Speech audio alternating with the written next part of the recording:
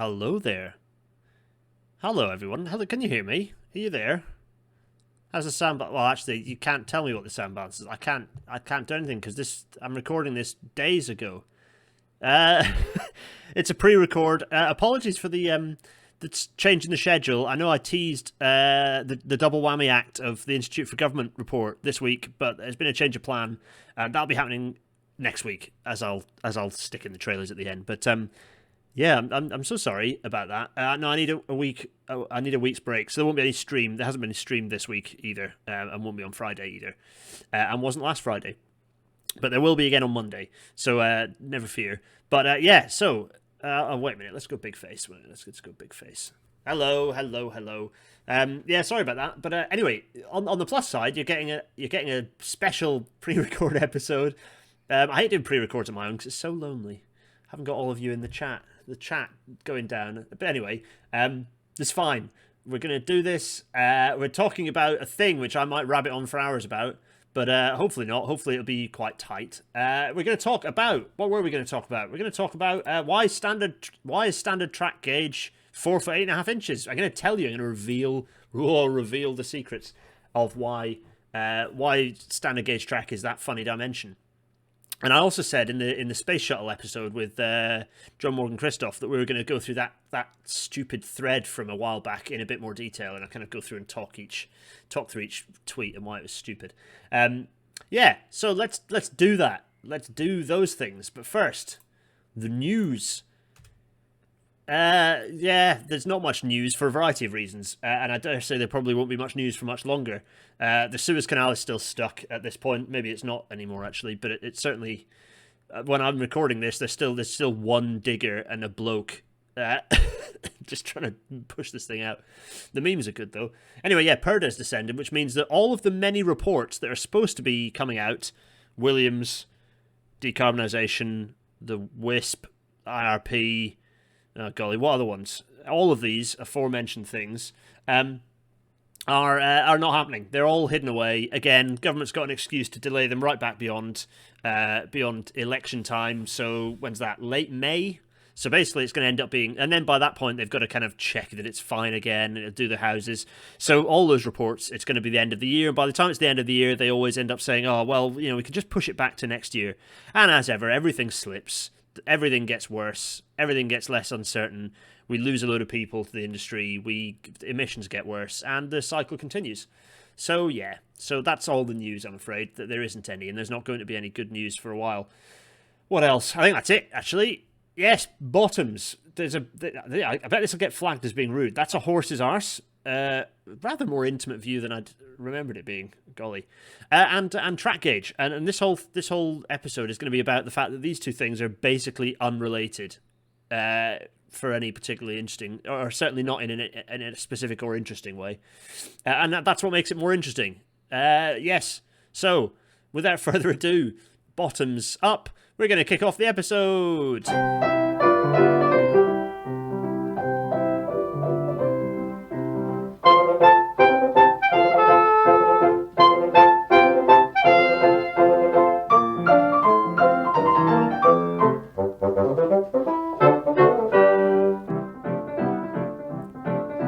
As the Intercity 225 fades away into the distance, what are we going to look at? Well, we're coming back to that horse's arse of a tale again. We're going to go through that thread, and we're going to go through that thread with a little more focus and attention than we did last time. And I'll talk about why things in it are wrong. So yeah, let's do that. And I've got my dinger out again because people like my dinger. That's not a euphemism. Yeah, and I also have, Ella, you'll be pleased to hear that I have indeed got, there we are, the Wacom is out, so I can get the Wacom out, which is nice. People always like that, possibly. Yeah, what have I got to say? Well, we're going to start. So this whole thread appeared, right? As I said last time, and it was annoying because I was moving house, so I couldn't respond to it. It's the only time Permanent Way has gone viral in a big way, and it went massive because people like us. People like a thing that seems clever, despite the fact that it's not clever, and actually the real story is much more interesting as a result. I hate this sort of when this sort of thing goes viral, and unfortunately it happens a lot. Like stupid non-technical stuff that goes viral that's actually just way off the mark. Well, this is one of them. And this is actually based on like an email viral chain that went around like in the early days of the internet. So this is not new. And Bill Hohenzoller, if indeed Bill is a real human, somehow this went viral that he put, I don't know, if he is indeed he does seem to tweet like a real human, but he did this silly thread and it was very annoying. Anyway, here is Bill, good old Bill. I hope you're well, Bill. Anyway, right, let's pick through this thing. So, the first start is indeed, and that's what we're going to talk about this episode, which is the fact that standard gauge, it's not just US, it's just actual standard gauge, is 4 foot 8.5 inches, or 1435 millimeters. That's standard gauge. And standard gauge is the distance between, if we ignore this between line and the tracks, it's the distance between the running edges. So it's not from the, if you can imagine the rail here, there's the rail. Someone squished it. But anyway, it's not through the middle. It's not that. It's up to the edge. It's up to the running edge. So actually, the rail head is like this. It's this sort of a shape. There we are. And basically, it's to the edge of the inside gauge face. If you got to the other side, it's over here. Anyway, you kind of get what I mean, right? That's track gauge. Anyway, so that's correct. That's a little phallic, isn't it, that rail? Anyway, right, buzzing going on. This is wrong. So it's many things. Firstly, that picture is stupid. I don't like it. Don't put pictures of people in the forefoot. It's triggering for drivers who've had to deal with that horrible circumstances, and also it's a very bad example to lead. Oh, let's get my miniaturized face up, by the way. See, I don't have you here to tell me things. Small face, I'm up in the corner. Oh, the thing is, small face means I'm going to go off small face because I think I've got some of the text in there. Bye. Anyway, right. Oh, yeah, I'm ignoring the English-British thing because lots of these engineers were Welsh, Irish, and Scottish, so it's like a classic confusing English. And British people do this as well. England is not Britain. The English are not the British. Stop saying that. Anyone who says that, stop saying it. Stop doing it. Anyway, so this is the massive oversimplification. It's like this whole thread is an annoying series of massive oversimplifications. That's the way that the railroads were built in England, is wrong because, and that's the way they designed the first US railroads, is wrong because loads of track gauges were used in the US when the railroads started getting built, and by that point there were lots and lots and lots of track gauges in the UK as well. So it's just nonsense. So what's the next thing? I'm gonna go here. It's another buzz, and this is this weird jump, this like massive intellectual leap of, because the reason the first rail lines were built by the same people who built the wagon tramways, and that's the gauge they used. Actually, I put a false buzz on this, and it's not. The thing is, that's not actually necessarily that wrong. So to be fair, this probably should be that kind of is true. So that should really be 1, and that should really be 2, and that should be 1, because that's not necessarily incorrect. It's just that I'm putting it as false. It's keeping false, so it keeps false because the problem there is making a distinction between early railways and tramways. So if I go big face again, and I'm going to talk about this. This is something I'm going to talk about a fair bit, I think, over this year. And I've brought this book out before. It is it's this fantastic Shar publication, Shar Books, Early Railways, 1569 to 1830. If anyone wants to know about railways, get this book. It's super cheap, available at all good bookstores, and it's a really good book. What I'd strongly recommend, one of the reasons I strongly recommend getting it is because it'll avail you of the idea that the railways magically appeared in 1820. Actually, sorry about that. Railways are appearing in Britain. The first railways were appearing in the 1600s, and these are not just like, oh, it's a track with wheels. No. These are things that if you saw them, you'd recognise them as being a railway of some type. So, yeah, these are ropeways. There's a lovely picture of the Causey Arch, which was in the architecture of the railways built quite recently. There it is. Anyway, so we've been, and actually railways date back to Greek times. So that's something that's where you're not relying on basically where the wheels are being steered by the infrastructure rather than a person. In my eyes, that's a form of the permanent way. So I usefully count all of this. Early railways and all these things all count as the permanent way, as opposed to a highway, a road. Anyway, I'll put this to one side, actually, because I might grab it again in a minute. Anyway, let's go back to No Face and talk about this. So yeah, I am counting that as a false. It's fine. What else? So yeah, right, this is another note. The people who built the tramways used the same jigs and tools that they'd used for building wagons, which use the same wheel spacing. This is just all utterly made. This is just made up. Like, trying to unpick usefulness out. This is someone who's just made this up while they're on the toilet. Like, there's no history or science behind any of this.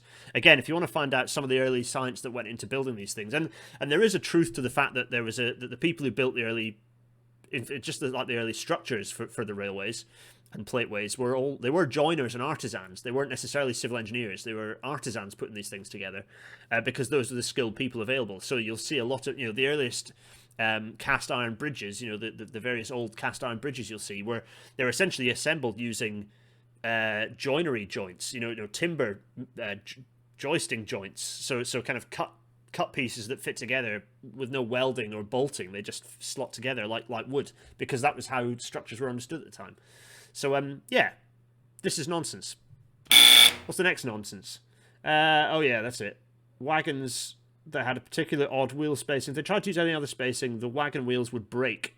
More often on some of the old long distance roads in England. Nope, that's just, again, total fiction. This is just a fiction. It's just made up. Oh, I'm wiggling my hands around. Yeah, it's just get my... Yeah, it's made up. It's fiction. It's total nonsense. Yeah, it just doesn't... It's just incorrect. So this is the thing. So who built those old rutted roads? Well, this is going to be another nonsense. Imperial Rome built the first long distance roads in Europe. This is just out by, yeah, as I say, a few thousand years. Also, these pictures, like serious pixel rationing going on in these pictures from his tweets. Anyway, long distance roads go back to like Stone Age times. We have seriously major long distance roads that are that were being built in Britain, thousands of properly made, engineered roads, thousands of years before the Romans arrived. So this is just nonsense. Nonsense on still. And then he goes on about his Roman war chariots. He's going to mention these Roman war chariots over and over again. Not only is the idea of ruts damaging a wheel, so you have to stick to that design, that's just strange, because the ruts would be wide and they would just widen if you had wheels that were. But also, Roman war chariots don't exist, so and the Romans moved most of their traffic was not moved by horse and cart. It was foot people. It was foot soldiers. It was so. The ruts wearing in the road is just nonsense, because you had the majority of tonnage on these roads would have been people walking. So it's just fiction. It's just nonsense. What's the other buzz? Right, we've skipped forwards to we've gone. So what about ruts and roads? Roman war chariots, and therefore the United States standard railroad gauge of 4 for 8.5 inches is derived from the original specifications of an Imperial Roman war chariot. Well, Imperial Rome didn't use war chariots. War chariots were found to be absolute pants, kind of in late Greek times, so well before they got anywhere near before the Romans were getting anywhere near there. And as we've already established, track gauge was there were lots and lots of track gauges into the in the early US railroads. So this is again just totally fictitious, total nonsense, man.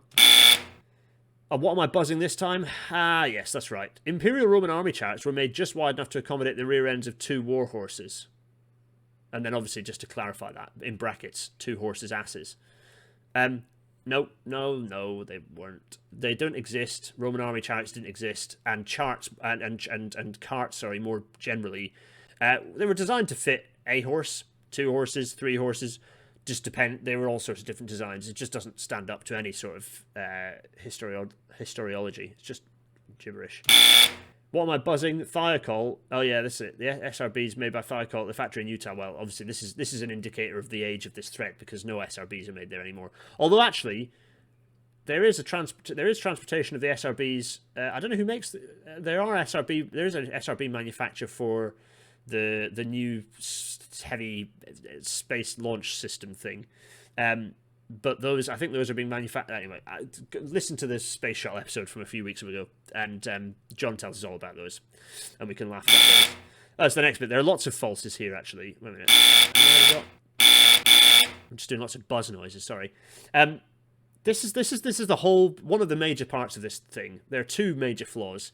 Number one is the idea that the SRBs would have been a different size had they, they had to be shipped by train, so they'd have made them a different size. But that limited. Yes, supply chains can limit design, but basically the SRBs would have been sourced and built somewhere else if they weren't going to be adequate to actually get up into space, because they had a purpose to deliver. And then the other major flaw with this, which we'll get to in a second, comes from the fact that it's the idea that the fact that it runs through a tunnel, this is tying loading gauge and track gauge together. I think I have a slide about this momentarily.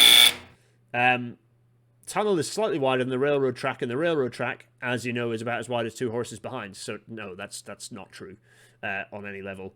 Tunnel slightly wider than the railroad track. No. So, so yeah, this basically the whole thread is flawed deeply as a result of this confusion. Is they're suggesting that track gauge, which, as we've said, is the distance between... Oh, it's a much better sketch of rail running edges. The distance here between the rail running edges, that's track gauge, which is 1435, as we've already established. That has almost no relation to loading gauge, because here we have something that is... This is basically the front of what looks like some subsurface stock. Probably. Oh no, it looks quite tight. Maybe it's deep tube stock. Anyway, basically irrelevant. This is a tube line which clearly has, this is running on a standard gauge track. This is 1435. At the same time, I should have put the US. I should have put a slide from the US. Oh, you know what? I can do that. Watch this. By the power of magic, I'm going to do this. I'm back. So, yes, what was I saying? Yes, by the power of magic, I've inserted a slide that's useful, which is, so you can have loading gauge. Here are three different types of loading gauge, unrelated to track gauge mostly. Here is W6A, which uses 1435. The distance down here, down at the bottom of the rails, this is 1435. Likewise, if you scale up in Europe, much larger loading gauge, the distance between the wheels is 1435. By and large, there are some places that use slightly different track gauge, which also is evidence of undermining the nonsense about track gauge earlier anyway. So, also, let's go to the US, and this isn't even the largest of their loading gauges.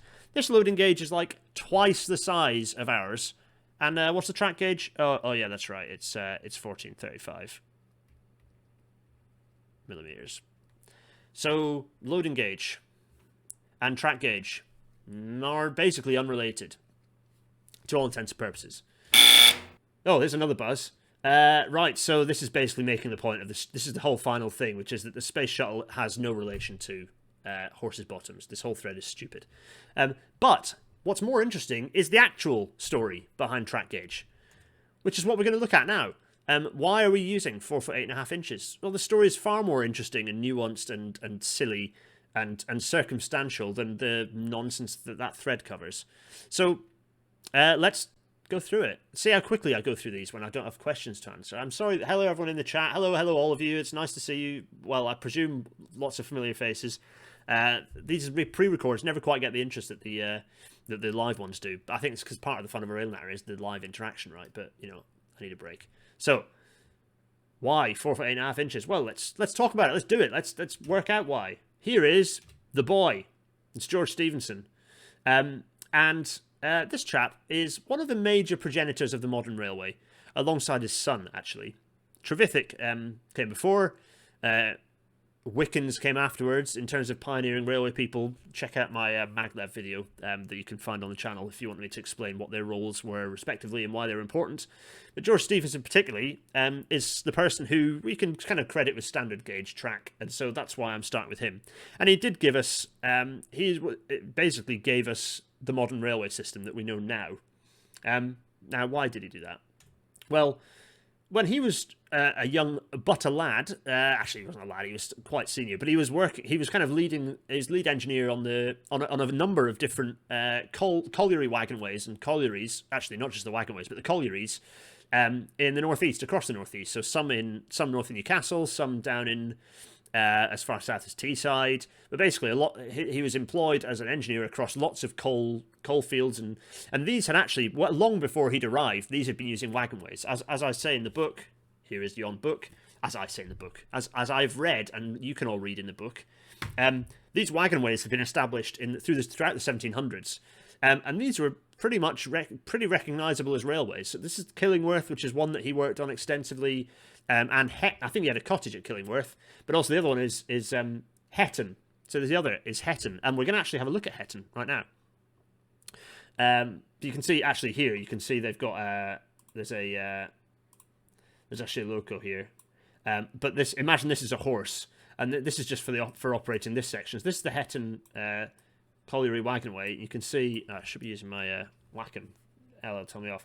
So you can see this is the level part which they actually used the locomotives for. But even as right up until the kind of more recent years, all of the inclines were used sort of hauling in these sort of stationary engines. There's a kind of a major stationary engine pump house, and then likewise in the other direction to get up over the hill. So they're kind of coming up over the hill and then dropping down into Sunderland, and here's Hetton Colliery itself, number 4. So what have we got? So we've got fixed engines, numbered as number 2. Number 3, also fixed engine. There we are. So there's number 2. There's number 3. Number 4 is the pit. In this case, Hetton Colliery, with again, you see there's a locomotive taking it to the bottom of the thing. So you've got locomotives kind of, and this is pretty common for all these sorts of railways.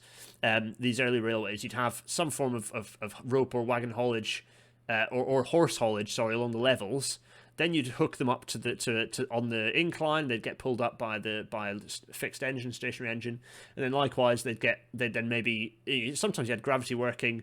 They would roll down the hill with a brakeman applying the brake down to the bottom. Then they get hooked up to a wagon or a horse, a loco or a horse, and then get hauled down to the coal staith or whatever it is. Yeah, here you see the staith. There we are, the staith, and in this case, it's at Sunderland. You can see when this drawing was done when it was a little more idyllic, as we'll see by the image by the mapping I'm about to show you. But you can see these wagons here, these chaldron wagons down here. I love this actually. I'm going to get rid of my scribbles. The figure below is admirably illustrative of the appearance of the loaded train while upon the level. I love that. They are conveyed by the locomotive engines. Again, you can see this is quite early on in these drawings or engravings are presumably quite old. Anyway, let's go and have a look at some mapping, shall we? So, here is Hetton Colliery in, I think, the very early 1900s. Yeah, I can't exactly remember the date, but I think, actually, I'll find out now. So this is actually, okay, this is 1895, so reasonably, so pretty well, by this point, this is probably at or near its peak operation. Maybe even its peak was later, but I think probably it gives an idea of scale. It wouldn't have looked like this when it was first established. It wouldn't have looked like this when Stevenson was working on it. It's quite a number of years later. It's a lot more well established. You can see the scale of Hetton Colliery. Also, we can have a look at what's there now, which is, oh look, it's just nothing in an industrial estate. It's kind of what you'd expect, I suppose. Anyway, what we're going to do is follow that old wagonway, because it's interesting. So the route of the old wagonway, which is sort of now called the Hetton Colliery Railway at this point, so presumably all friction worked. I don't think there are any stationary engines along there, but we're going to follow it anyway. You can see it had lots of branch lines. There's another colliery there and a branch line feeding into it. One thing you'll notice is this design very much takes straight and curve to the extreme. So it's like big, long, straight, sharp curve. Also interesting, they've shoved a depot at the curve, so I think that potentially gives an indication of the types of working. Then a long straight, and then you come up here to another curve, and there's sort of sidings and all sorts, and then again, and you see each of these, I think each of the curves coincides with a grade as well. Correct me if I'm wrong on that. I'm not an expert on the early railways, but it's sort of, my understanding is that often you'd have the vertical and horizontal alignments are often tied together. So at the curve you'd have sidings, because that's where you'd have the wagons piling up before you hook them onto the next thing. You can see the names of some of these. So this is Buyer Bank. So this is one of the banks. So you'd have, and there is still an engine. There is still a stationary engine. Actually, in this you can see, and I think it talks about it in this later on, is the fact that some of these stationary engine workings were still in place. Yeah, so there's some pictures of some of these. Oh, let's go big face for a second. So some of these wagonways were still operating, right up until the early 1900s, and indeed even later. So I don't know to what extent that's focusing. There's some pictures, nicely focused, and I'll get my fingers off the. There we are. Oh, anyway, I'm moving the wrong fingers there. It's difficult to do this when you're looking in reverse. Anyway, there you go. That's nice. And can I do? Oh, I'm really bad at knowing which hand to move. Yeah, 1908. So you can see how long these things are. And indeed, here we are in 1895, and there's still one of the banking engines in place. Yeah, there it is. You can see it. You can see that banking engine, Buyer engine there. Actually, let's see how much is left of it. Oh, nothing. Completely gone. Absolutely gone. Christ. Anyway, interesting that it's intersecting another bank there, another presumably competing coal. Yeah, so the Rainton and Seaham Railway and the long run. See, it's fascinating. They all have these names. So yeah, this bit then, the flat there from Buyer engine. So presumably this is a bit that'll be what's that? Pixelated. Strange. Presumably, a section there that's yeah, that's better. A section that'll be horse worked or later locomotive worked. Then the bank, Warden Law Bank, they're running down. Another Warden Law engine. Let's see, that's gone, totally gone. What's absolutely incredible is the scale of these, the scale of change in the northeast. This part of the country is just it's absolutely incredible. And first incline, so presume another one of the worked inclines there. There's a cottage. I wonder if that cottage is still there. Is it still there? It is not. No, it's gone. It's strange even that cottages have disappeared over time. So there's another little workman's shed or something. That's totally gone. Oh, yeah, look, there's what I presume is the A19 whizzing through. What is this? Yeah, it looks A19-y to me. Yeah. Anyway. So there is... Oh, also what's interesting is this plantation, this bit of planted woodland, ancient woodland, because by the fact that it's on the map from this period, and that's gone. Yeah, you see the boundary is just there. But it's not, yeah, it's gone, very much gone. Although more forestry has appeared elsewhere. Anyway, let's keep following it. South Farrick, it's interesting, isn't it, all this stuff? Yeah, that's gone. Just everything radically transformed. You just don't realise it. Another depot, so you can see, another thing, it's an interesting thing, yeah, I mean, you can see the fact this alignment is pretty much like, it's dead straight, there's another, Bog Row. Look at that, Bog Row. Huh. Anything left of Bog Row? Nope, it's gone, totally gone. There's a rifle range here. That's strange. That's also not there. And also this huge Silksworth colliery that's now gone. You can see the houses are still there in Silksworth, but the colliery is very much evaporated. Fascinating, absolutely fascinating. Oh, and another example of this track alignment. The track alignments here, it's just very much like straight and then another straight and then a nominal curve. It's it's quite interesting. These are not railways designed for speed. Actually, it's got a single track here. This is a 1 mile to 25 inch map. There we are. So we're getting up into this area. Different sheets of mapping here, all snipped together. This is off the NLS Maps website, by the way. Absolutely fantastic resource. Here it is. Continuing. We've got pumping stations. Any of this still here? Some things. The reservoir outline is still there, but Humbledon Hill is somewhat incorporated into the. Yeah, it's fascinating, isn't it? Absolutely fascinating. And the road alignment too. Ah, man, I just find this. I can just get lost on this. And I just think it's quite interesting. This is a mild digression, but I just think it's quite interesting to look through. What this is like. Another coal depot, possibly another engine there. It could be that the gradient is sufficient there that it's all local work now. Anyway, so we're reaching into Sunderland proper now.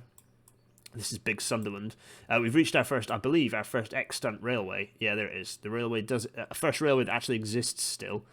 There it is. Anyway, our railways, our Hetton Colliery Railway is whizzing along. It's continuing down. Manure depot, cripes. Corporation stables. It's a different world. It's the world of like. It's just incredible. This is the paint shop branch of the Northeastern Railway. Anyway, ignore that. We're coming along here, whizzing along here. and then whiz down here, and oh, actually, there's the bit, sorry, the junction here where it's splitting. What's it doing? Oh, it's all tunneled as well. So actually, it's dropping down into tunnels here. So it's in tunnels underneath. I wonder has that been broken out, or I wonder if those tunnels still exist. They might well do. Fascinating. Anyway, whizzing down and then joining. Here they are, the Hetton Staiths. So these coal staiths that would just load directly into the ships in the weir. Absolutely incredible.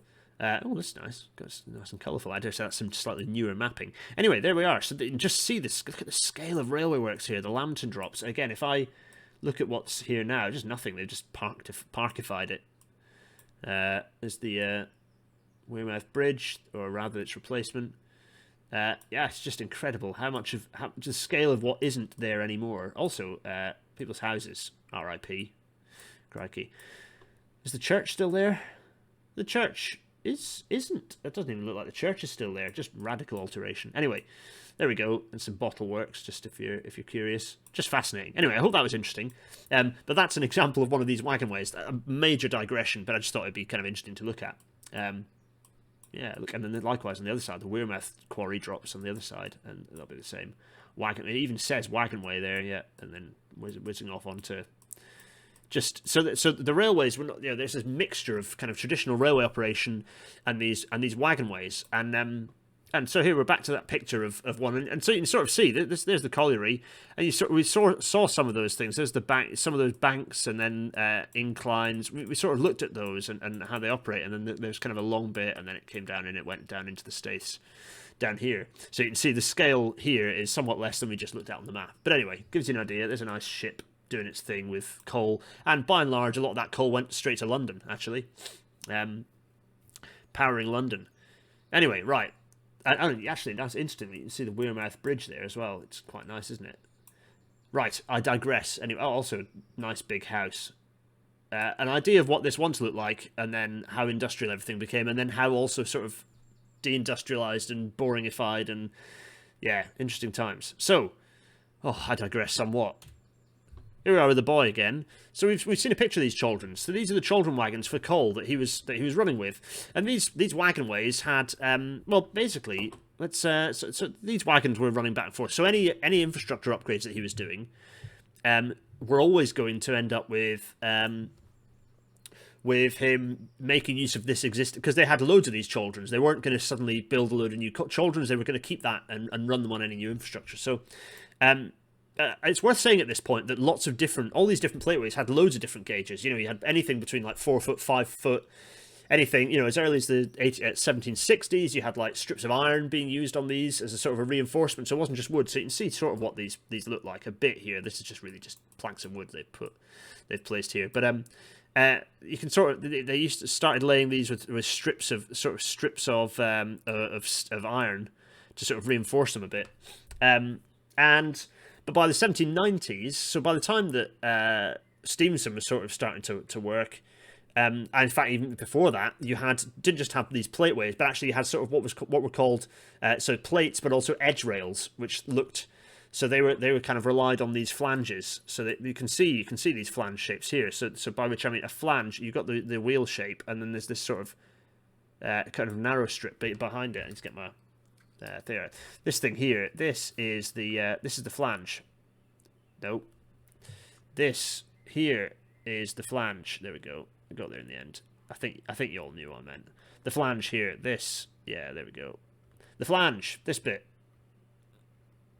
And basically those fitted in with sort of rails that were laid that had almost this shape. They kind of had an edge rail shape. In any case, so yeah, Stevenson was he was chief mechanical engineer at Killingworth, and he'd already been building locomotives. He'd been building locomotives, so he started playing with locomotives. So actually, the picture we have here, he'd already been playing with kind of locomotives that they're pretty rudimentary, but looked kind of like this. So this one's like chain drive, so pretty rudimentary stuff. But he was already cocking around with this. In fact, I think he built as many as 16 different versions that ran at Killingworth, and some others that ran at Hetton, which is here at Hetton.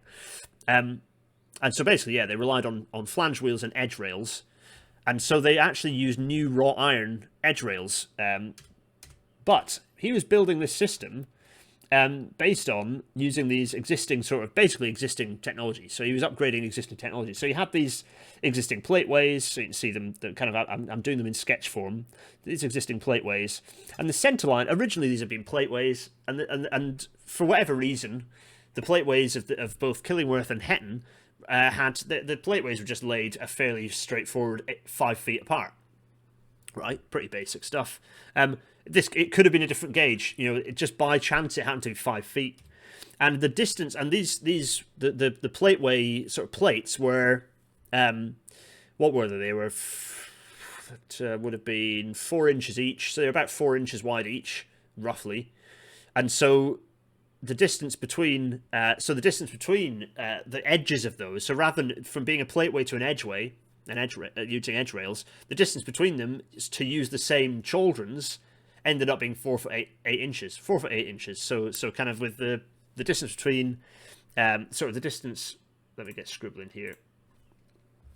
If these were kind of nominally 4 inches, around about 4 inches. So then that means you have 2 inches here and you have 2 inches here, and so 4 foot 12 inches, which is the same as 5 foot, minus 4 inches, which is the 2 plus the 2. I got this wrong in my thread originally, which is why I'm working the numbers. Gives you 4 foot 8 inches. That's where the 4 foot 8 inches came from, and it could have been that those plates had been for whatever reason placed 5.5 feet apart or 4.5 feet apart, and we would have had a different outcome. But it just so happened to be that 5 foot was what had been selected back 100 years before Stevenson had arrived, probably, and that was what he chose, because those were the chaldron wagons. So and so then he went on. He got told, or he got asked to go and do something else. And what was that something else? Well, it was to build another railway. Actually, the Hetton line had been upgraded and open. Kind of the expanded Hetton line had been opened in 1822. So Hetton actually ended up being so let me see. So he developed locomotives to be compatible on the Killingworth line. I'm reading my own article on this to make sure I get my numbers right, so that's why I'm looking over here. You can go and look at it. I'll post it tonight. I'll put it up on no, I'll do it. When will I do it? I'll maybe do it the week after, and it'll remind as a bit of a prompt to people to come back and watch this. Anyway, it'll be on Medium soon, but it was in. You can find the thread as well. Basically, in the 1820s, he was expanding these collieries were expanding their wagonways, and so Hetton started relying on both gravity and Stephenson's new locomotives. So kind of as we showed here, and this became the first. So Hetton, actually, that line we've just followed, became the first railway using no animal power. So very much a record breaker, and totally non-existent anymore. Doesn't exist at all. One of the most historically important railways out there. No trace remain, or I don't know. Do any traces remain? Not sure. In any case, that was then beaten by. So a year before that line opened, there was a new railway company, the Stockton-Darlington, which was tying up a lot of different collieries onto one railway line.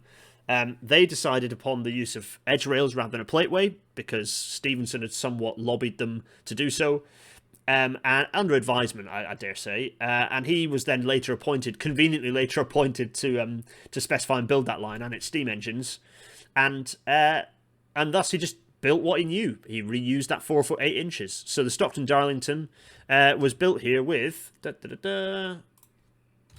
foot 8 inches. That was the gauge. And so the Stockton and Darlington Railway, famous because it was the first publicly, it was the first railway that allowed public access, first hauled passengers, loads of things that Stockton-Darlington was very famous for. But actually, all of the component parts had already, locomotives had already been used on tracks. Trevithick had, got there much earlier, back in in the very early 1800s, 1800 single digits. 1804, I think, was the first time we did it reliably, down in Penydarren. And so it enabled some of the operational kind of elements, and the fact that it had no animals working on it. It had no animals. It did have inclines, like the Stockton-Darlington did still have inclines that required stationary engines to work, but by and large, it relied on, for the majority of its length, relied on locomotive haulage. So quite different. Hetton was the first to get rid of its animals, but Stockton-Darlington was the first that was more close to modern, but it wasn't the full picture. It wasn't a full modern railway system yet. And indeed, Stephenson moved on to two other projects. One was the Bolton and Lee Railway. No one knows anything about the Bolton and Lee Railway. I'm sure it has an interesting history. I don't know much about it. I do, however, know quite a lot about the Liverpool and Manchester Railway, which was somewhat more famous. So Stockton-Darlington had opened in 1825, and the Liverpool and Manchester opened in 1830. Now, here's a nice picture of the Liverpool and Manchester, and he did make a tweak. So he realised that, given that this was a railway with quite a few curves and it was locomotive hauled, he found that increasing the gauge just a touch, using the same rolling stock, he didn't want to redesign his rolling stock, but just increasing the gauge by a touch gave better travel through curves. So it reduced binding, and that resulted in a quarter inch shift of the rails outwards on either side, resulted in 4 for 8.5 inches, and that is how you get 4 for 8.5 inches. It is as simple as that. Well, it's not that simple, but it's much more interesting than the nonsense he was made, the pseudo-scientific, pseudo-historic nonsense that was being made up previously. And here it is. Here's the railway in its view going over Chat Moss. Very grand.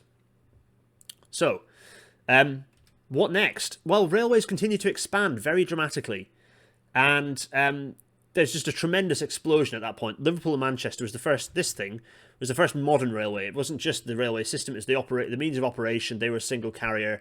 They had a timetable. They had signalling. It was dual track. They had, it was very much they had passenger stations. It was a modern railway system as we'd recognise, and that was really the kick-off point. The success of Liverpool and Manchester is what gave the rest of the world. If you hadn't had that success, it's difficult to pick a counterfactual, but without the success of Liverpool Manchester, everything would have been slower. It would have taken longer. And it was the connection of the Liverpool Manchester down to London that really drove that growth, which was only a few years later. By that point, the Great Western was peeling in. All of it was kind of obviously helped. Well, it was helped along by this sort of latent industrial behemoth that was the slave industry, needing somewhere to put all of its managers and all of its operational nous, as well as a lot of capital. So there was indeed a transition of from the slave industry into the railways, which is what gave us the railways, kind of allowed that acceleration of railway development. It might have happened earlier had slavery been abolished earlier. You might argue. There's a lot of interesting history to unpick there, which is happening now thanks to a load of dear friends and colleagues and lots of clever historians looking into it now. Keep your eyes peeled. Anyway, so massive growth in railway mileage, and then we end up with these two having a fight. Everyone loves this fight, right? But it was a little more complicated than that because, by the way, not everything was being built to standard gauge. So you had, good examples of, so Liverpool and Manchester did lead, and George and Robert, more Robert by this point actually, were leading on the development of they were engineers on lots of railways. So huge amounts of railway mileage where they were leading, and therefore they used, standard gauge was used. And standard gauge was considered a good idea. Lots of other people picked it up as well. However, Thomas Granger, who was Scotland's main railway builder, he basically got confused and misread the specified gauge of the Stockton-Darlington. He kind of believed that the 4 for 8 inches was actually the distance between the centres, so he narrowed the gauge again down to 4 foot 6 inches. So that had to be widened at a later date. So lots of the Scottish railways are built with a gauge 2 inches narrower than it should have been, which is interesting. Also, remember there are loads of narrow gauges around as well, and lots of existing wagonways and plateways. So at this point, into the 1840s, there are dozens of different track gauges. And then obviously, Brunel comes along this guy. Here is Brunel with his chops. There's Brunel. There's Brunel. Anyway, this guy thinks that he knows best, and so he comes up with let's explain. So with Stephenson's gauge, here it is. It's some nice rails, 4 for 8.5 inches apart, 1435 millimeters. No. Brunel reckons that he can create a railway that's got a larger capacity and can go faster. Neither of which ended up being true. By using 7 foot quarter inch. So originally it was 7 foot, but again he actually increased it by an eighth of an inch on either side to help with binding. So that ended up 2,140 millimeters, quite substantially wider than standard gauge. But as evidenced by the trains that were running at the time on all of the railways fairly soon afterwards, it made no difference to speed. And as we've seen, it made no particular difference to loading gauge. Loading gauge was reasonably unrelated. So, as with lots of his other ideas, for example, this thing, the horse viscera pipe. Good grief, yeah, look at that. It's just lots of rat viscera being pumped through there at pace. Quite something. Although nice. What's more interesting here is that there is a nice picture of. Let me get the correct coloured mouse up here.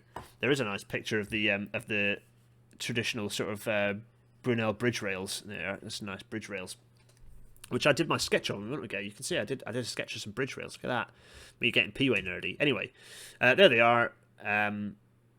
That's his atmospheric railway, by the way. Go and watch the Well, There's Your Problem podcast on atmospheric railways. And there's a piece in Rail Magazine, actually, on atmospheric railways, either this issue or last issue. I should be able to grab it somewhere. No, never mind. Anyway, so yeah, have a read of atmospheric railways and laugh at them and laugh at people who think they're a good idea. So, although the idea underlying it, which was that the railways shouldn't carry their own power source around, was a good one, but it just needed, electricity to arrive for it to, and then all of a sudden it became redundant. Anyway, so more importantly than any of that was just basically force of numbers. By the time we were reaching sort of the mid 1840s, there was 8 times more Stephenson gauge than Brunel gauge. So Stephenson gauge had very much become the predominant gauge, and indeed in some places railways were correcting their gauge to match with Stephenson's gauge. One of the things, though, as with any kind of new technologies, there was a behaviour that none of the railway pioneers had really expected. Kind of an emergent behaviour. It happens. Emergent behaviours are behaviours unexpected from a system that you've set in motion, and that people who do coding will recognise this actually. So those who are watching who do coding will might recognise this emergent behaviour. Sometimes bad, sometimes annoying. In the case of the railways, good. And that was that people and things would travel between railways. Remember, railways were built as a little package. They weren't thought of as a strategic system at this point. They were just built as like a little package. And the idea that people would travel, trains would travel between different railways had not been thought of. So it became fortuitous. It was only usefulness in that the engineering principles were the same, that they'd stuck with Stephenson gauge. It wasn't because they thought people would travel between them. But all of a sudden, you started having, and you look at the Stephenson network, which by the way looks pretty much exactly like HS2, HS2's route map. Google that. People started traveling on the trains started traversing not just one or two railways, but across multiple railway systems, and so track gauge became very important. And it became important to the point where the government thought that the economy was being held up, of towns were being held up by changes at breaks of gauge. So, for example, on the breaks of gauge that were happening in Birmingham and down in Gloucester is another example where you had the change from Brunel gauge to Stephenson gauge. Everything, people, but more importantly, goods were having to be shipped out of, lifted out of one item of, one wagon into another wagon before it could continue its journey. Completely wasteful, waste of human resourcing and also time, a huge extra time and cost. And this was annoying the people who had their goods transported as well. And so government said, well, okay, we need to sort that out then, don't we? And so in 1846, they passed the Gauge Act. There was a royal commission, and the Gauge Act was passed in 1846. And indeed, here it is. Here are some excerpts of it. And it specified that standard gauge was to be Stephenson's gauge. Hooray! And there you have it. That's how standard gauge became 4 foot 8.5 inches. But what about the United States? Because that whole stupid thread thing was talking about. It was talking about track gauge during the Civil War and kind of actually didn't mention the Civil War. I just talked about track gauge, but we are going to mention the Civil War. Here's the Civil War. Here are the goodies. Here are the goodies-ish, and here are the definite baddies mostly. And both of them, railways were absolutely fundamental to that war. And in the South, the railways were operated to destruction. But interestingly, the gauge face, the track gauge for the majority of the Confederacy was 5 feet, not 4 foot 8.5 inches. So had the South won, there's some other substantially negative things that would have happened, rather frightening ramifications. But had the South won, then the U.S. Railroad track gauge would be 5 foot probably. So there's a counterfactual for you to play with. And as we've said, no relation to loading gauge in any case. So, basically, it would have been likely that 5 foot would have been adopted, not 4 foot 8.5 inches. which is interesting. So yeah, there's a load of just nonsense issues of trying to tie the Romans into any of this, because we've said, they didn't have war chariots, manufactured roads preceded them. I mean, the Greeks had plateways, as we've already said, for goodness sake, as you can read in this fine book. So, oh my goodness me. Anyway, so that's that basically. That's our explanation, and yeah. So basically, the point is, even after the Civil War in the US, there were multiple track gauges. Justin Rosniak and I talk about this. Do Not Eat and I talk about this in our US Railroad episode, and there's an excellent load of stuff about track gauges in the Well, There's Your Problem podcast episode on the disaster where a bridge collapsed and everything fell in and burst into flames. It's one of their various train episodes, well worth a watch. So they talk about the fact that you had breaks of gauge just for the sake of it, deliberately used as a tool. In any case, although it's a misnomer that break of gauge was used as a tool to protect the Russian Empire, that's not right. So be wary of more myths. We should, as best we can, try and burst these myths wide open whenever we spot them. Yeah. So if you want more detail on the sort of the space shuttle rocket booster implications of all this, go back to episode 50, 5 episodes ago. But how am I going to conclude? Well, I'm going to conclude by a quote from George Stephenson's son, Robert Stephenson. And this is what he said in an appearance in front of the Royal Commission for Railway Gauges in 1845. And I think it summarises the whole debate quite neatly, which is that if I had been called upon to do so, it would be difficult to give a good reason for the adoption of an odd measure. 4 feet, 8.5 inches. That was my best, generic northeastern accent, by the way, because Stevenson's had, I think actually, to be fair, they had quite strong Geordie accents, which that is not what I just did. That was a borough accent. Anyway, there you go. So that's from the horse's mouth, as it were. Yeah, there is no good reason for it. It just sort of happened that way, and it's more interesting to then explore the fun and the politics as a result of that. But we should do our very best to bust these myths wide open where we can, because they're all over the place. The Great Central was a high-speed line is a load of nonsense. All these sorts of things. We should try our very best to undermine these myths, these lies where we can. Let's go big face. Where best we can. If you want some early, not only should you read the Early Railways book, but it's downstairs, isn't it? You should also read. There's quite a few things in behind me. You should also read The Railway Track. Which is by Andrew Dow, which is fantastic. I think I've held it up before. Well worth a read. And it goes into some of the details of the early. It talks about the gauge question. It talks about the different gauges, and it talks about the different track infrastructure looked at the time. Because it's fascinating, fiddly detail of these great leaps and developments that happened. Really, actually, detailed here is that these developments were happening. Dow goes into a little bit of the development of those plateways, but by and large, the railways, the infrastructure looked pretty much as it does now, check rails, switches and crossings, all these developments pretty much been refined by the by the 1800s. There'd been 200 years of development. Really, it's the permanent way hasn't developed much since then, because it's done. It works. It's very reliable. We've made material refinements, but the actual infrastructure looks pretty much the same as it always has. Little tweaks. It's the operational changes, the locomotive. The changes actually have happened to the locomotive mostly in the last 200 years. So, and rolling stock. So, yeah, and also electrification technology, of course, as well, and signalling, and brakes. So all the other fun stuff has developed, but the track was kind of done by the early 1800s. Anyway, right. Let's go back to No Face again and say the usual, which is this will be converted into audio form in the usual way. And thanks for listening to those of you who did. I hope this worked in audio only format, although as ever quite visual. So yeah, that's it's always a pleasure to have you along. We get quite decent numbers on there. We don't get there's no single source that gives you all of the listening numbers, but our Spotify numbers are not bad at all, actually, all things considered. What else? Patreon, Discord, and PayPal, the adverts. So I never say it, but please always do like and subscribe. If you watch these and enjoy these, please do like and subscribe. It annoys me when people say that, but I've been told I should say it by my producers, i.e. the Patreon people. So patreon.com/GarethDennis to go on the Patreon and support me. Please do that. It really helps me continue to do this nonsense. If you want to get involved in the chat and keep up to date with things and see behind the scenes looks of stuff, then Patreon's a good place to go. But also on the Discord is where I will update you on various things. GarethDennis.co.uk/Discord.